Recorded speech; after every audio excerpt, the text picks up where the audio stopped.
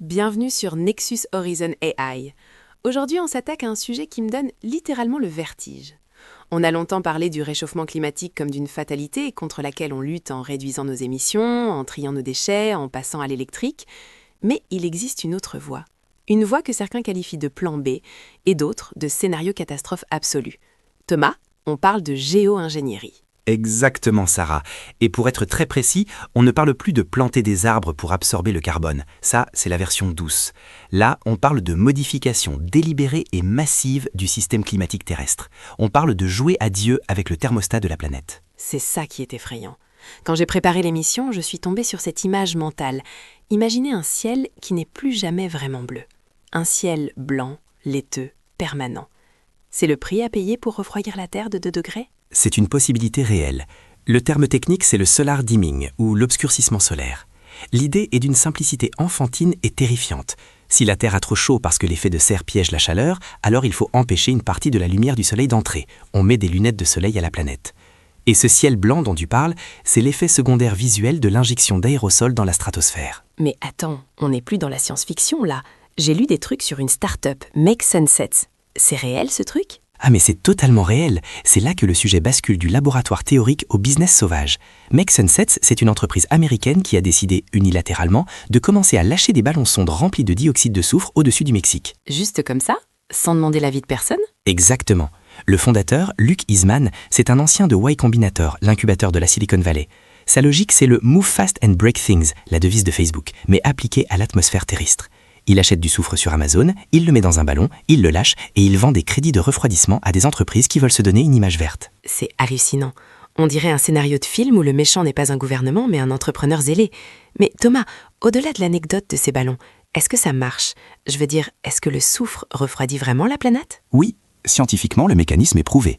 On l'a vu en 1991 avec l'éruption du mont Pinatubo aux Philippines. Le volcan a craché environ 20 millions de tonnes de dioxyde de soufre dans la stratosphère. Résultat, la température mondiale a chuté de 0,5 degrés Celsius pendant plus d'1 an.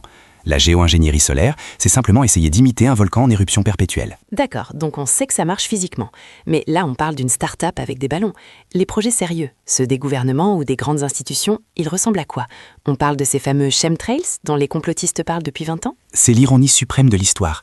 Les complotistes qui hurlaient aux chemtrails avaient tort sur le passé, mais ils auront peut-être raison sur l'avenir. Sauf que ce ne sera pas secret, ce sera annoncé au journal de 20 heures comme une mesure de salut public.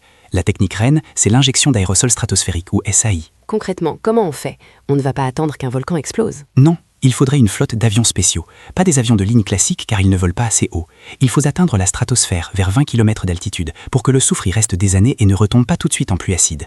On parle de concevoir des tankers volants qui pulvériseraient des millions de tonnes de dioxyde de soufre pas continu. En continu ? Oui, parce que les particules finissent par retomber. Donc pour maintenir le refroidissement, il faut recharger l'atmosphère en permanence. C'est une perfusion. Il y a aussi cette histoire d'éclaircir les nuages au-dessus des océans. J'ai vu passer ça sous le nom de Marine Cloud Brightening. C'est le même principe ? C'est une approche différente, mais la logique reste la gestion du rayonnement solaire. Là, on utilise des bateaux autonomes qui pompent de l'eau de mer et la pulvérisent en fines gouttelettes vers le ciel. Le sel marin sert de noyau de condensation pour les nuages. C'est rend les nuages plus blancs, plus brillants. Et donc, comme un t-shirt blanc en été, ça renvoie la chaleur ? C'est l'effet albédo. Plus c'est blanc, plus ça réfléchit la lumière vers l'espace, moins ça chauffe. Des tests ont déjà eu lieu sur la grande barrière de corail en Australie pour tenter de sauver les coraux du blanchiment. Ça a l'air bienveillant comme ça, à sauver les coraux, mais on touche à la machinerie thermique de la planète. C'est là qu'on arrive à la partie qui me fait vraiment peur. On a parlé de la technique, mais parlons des risques. Parce que si on modifie le climat global, il y a forcément des gagnants et des perdants, non ? Si je refroidis l'Europe, qu'est-ce qui se passe ailleurs ? C'est le cœur du problème géopolitique. Le climat est un système chaotique interconnecté. Si tu injectes du soufre dans l'hémisphère nord pour protéger les récoltes de blé aux États-Unis ou en Russie, tu modifies la circulation des vents. Les modèles climatiques montrent que cela pourrait perturber, voire stopper la mousson en Asie et en Afrique. Attends, la mousson, c'est ce qui fait vivre des milliards de personnes en Inde et en Chine ? Exactement. Imagine le scénario. Les États-Unis lancent un programme de géo-ingénierie pour contrer une canicule mortelle au Texas. 6 mois plus tard, il ne pleut pas en Inde. Les récoltes meurent. La famine menace 1 milliard de personnes. New Delhi accusera Washington de leur avoir volé leur pluie. C'est un acte de guerre. On parle de guerre météorologique. C'est terrifiant. On pourrait déclencher un conflit nucléaire parce qu'on a voulu refroidir le climat. Mais il y a un autre concept que tu as mentionné en préparant l'émission. Un terme qui sonne comme un film d'horreur. Le choc terminal. Explique-nous ça. C'est le risque ultime. Le risque Snowpiercer, si tu veux la référence pop culture. Le problème de la géo-ingénierie solaire, c'est qu'elle ne traite pas la cause. Elle ne retire pas le CO2 de l'atmosphère. Elle ne fait que masquer le réchauffement. C'est comme prendre de l'aspirine pour une infection grave sans prendre d'antibiotiques. La fièvre baisse, mais l'infection continue de se propager. Donc le CO2 continue de s'accumuler sous ce bouclier de soufre. Précisément. Imagine qu'on commence en 2030, on injecte du soufre pendant 50 ans. Entre-temps, on continue de brûler du pétrole parce qu'on se dit « c'est bon, la température est stable ». Le CO2 grimpe à des niveaux astronomiques. Et là, pour une raison X ou Y, on doit arrêter. Une raison comme quoi? Une guerre qui détruit les bases aériennes, une crise économique mondiale qui fait qu'on ne peut plus payer le programme, une attaque terroriste sur la flotte de dispersion. Peu importe. Si les pompes s'arrêtent, le bouclier de soufre retombe en 1 ou 2 ans. Et qu'est-ce qui se passe? Le réchauffement masqué pendant 50 ans nous frappe au visage d'un seul coup. Au lieu de prendre 2 degrés en un siècle, la Terre prendrait 4 ou 5 degrés en 10 ans. C'est le choc terminal. Aucun écosystème ne peut survivre à ça. Aucune civilisation ne peut s'adapter à une hausse de 5 degrés en une décennie. Ce serait l'extinction quasi totale. C'est pour ça que je parle d'addiction. Une fois qu'on a commencé la géo-ingénierie, on ne peut plus jamais s'arrêter. On est condamné à maintenir le ciel blanc pour l'éternité ou à mourir. C'est d'une lourdeur absolue. On se met le doigt dans un engrenage fatal. Et pourtant, j'ai l'impression que le débat glisse.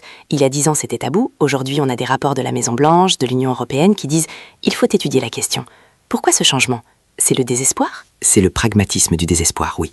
Les scientifiques voient les courbes. On va dépasser les 1,5 degrés. On va probablement dépasser les 2 degrés.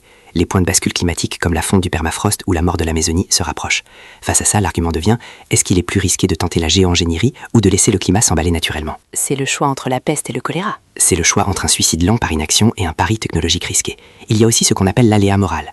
C'est la grande crainte des écologistes. Si les politiciens savent qu'ils ont un bouton refroidir la planète, est-ce qu'ils vont réellement faire l'effort impopulaire de sortir des énergies fossiles? Bien sûr que non, c'est la nature humaine. Si j'ai une pilule miracle pour maigrir, j'arrête le sport et je mange des burgers. Voilà, la géo-ingénierie pourrait devenir l'excuse ultime pour ne rien changer à notre mode de vie. Continuer à consommer, la technologie va nous sauver. C'est un piège cognitif redoutable. Et en attendant, l'acidification des océans continue, parce que le soufre dans le ciel ne change rien à la chimie de l'eau saturée en CO2. Tu sais Thomas, en t'écoutant, je pense à la mythologie. On est vraiment Icare qui se rapproche du soleil, ou l'apprenti sorcier. On a déréglé le climat par accident avec la révolution industrielle. Est-ce qu'il est sage d'essayer de le régler par la force? C'est la question philosophique du siècle. Sommes-nous les jardiniers de la Terre ou ces virus? Certains technologistes, les écomodernistes, te diront que nous sommes déjà les maîtres de la nature, qu'on le veuille ou non. Nous avons terraformé la planète pour l'agriculture, nous avons modifié la composition de l'atmosphère. La géo-ingénierie, pour eux, c'est juste assumer cette responsabilité et prendre le volant au lieu de laisser la voiture aller dans le mur. Mais prendre le volant sans avoir le permis de conduire. Et avec une voiture dont on ne comprend pas encore toute la mécanique. N'oublie pas que nos modèles climatiques sont performants, mais ils ont des marges d'erreur. Si on se trompe sur l'impact des aérosols sur la couche d'ozone par exemple. Certains papiers suggèrent que le soufre pourrait retarder la guérison du trou dans la couche d'ozone de plusieurs décennies. On bouche un trou pour en rouvrir un autre. Et il y a la question de la gouvernance. Qui décide? Qui a la main sur le thermostat? Si la Chine veut 2 degrés de moins et la Russie préfère un climat plus chaud pour rendre la Sibérie cultivable, qui tranche? L'ONU? L'ONU fonctionne par consensus. Là, on parle de survie nationale. Si l'Inde cuit sous 50 degrés, elle n'attendra pas le consensus de l'ONU pour envoyer ses avions. C'est pour ça que les services de renseignement, la CIA, l'armée chinoise, prennent ce sujet très sérieusement. La géo-ingénierie, puis une arme de destruction massive potentielle ou une arme de salut massive selon de quel côté de la frontière tu te trouves. C'est fascinant et déprimant à la fois. On se rend compte que la technologie, sans sagesse, n'est qu'un accélérateur de chaos. Pour conclure Thomas, à ton avis d'expert, on va le voir de notre vivant ce ciel blanc? Si tu m'avais posé la question il y a 5 ans, j'aurais dit non. Aujourd'hui, je pense que oui. D'ici 20 ou 30 ans, quand les catastrophes climatiques deviendront insupportables pour les économies du G20, quelqu'un appuiera sur le bouton. Peut-être pas à pleine puissance tout de suite, mais on va commencer à tamiser le soleil. En vivrant donc sous un voile. Un voile de soufre pour nous protéger de nos propres erreurs. C'est peut-être le destin de l'Anthropocène. Une planète sous assistance respiratoire artificielle. Merci Thomas pour cette plongée glaciale. C'était Nexus Horizon AI. Restez curieux, restez vigilants et profitez du ciel bleu tant qu'il est encore là. À la prochaine.